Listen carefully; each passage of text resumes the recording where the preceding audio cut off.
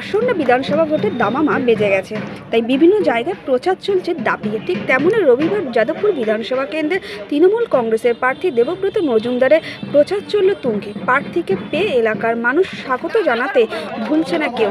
বাড়ির সামনে রাস্তায় প্রার্থী দেবব্রত মজুমদারকে পেয়ে সাধারণ মানুষ আপ্লুত। কেউ মিষ্টি, কেউ ফুল দিয়ে তাকে আশীর্বাদ করতে ভুলছে না কেউ। এই দিনে প্রচার শুরু হয় কে দাস কলেজ থেকে গাঙ্গুলি বাগান বৈশাখী ক্লাব পর্যন্ত। মমতা ব্যানার্জি বাংলার প্রান্তিক গরিব মানুষ, মামাটি মানুষের জন্য কাজ করেছে। সেটা দেওয়া হোক, পয়সায় চাল গম দেওয়া হোক, কন্যাশ্রী দেওয়া হোক, লক্ষ্মীর ভাণ্ডার দেওয়া হোক, বার্ধক্য ভাতা দেওয়া হোক,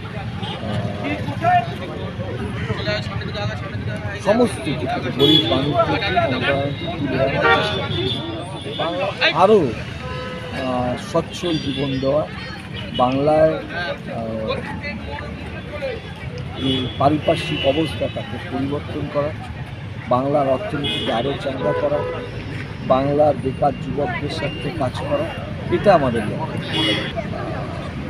ভালো তাদের জন্য শুভকামনা করি তাদের, তারা ভালো করে লড়াই করে। রাজনীতি হলো নীতির লড়াই, সেখানে আমরাই থাকবো আর কেউ থাকবে না তা তো হয়।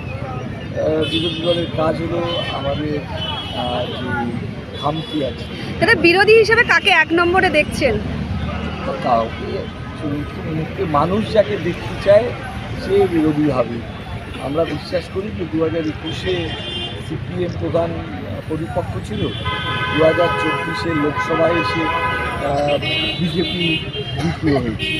লড়াইটা দ্বিতীয় আর তৃতীয় যাদবপুরের মানুষ ঠিক করবে।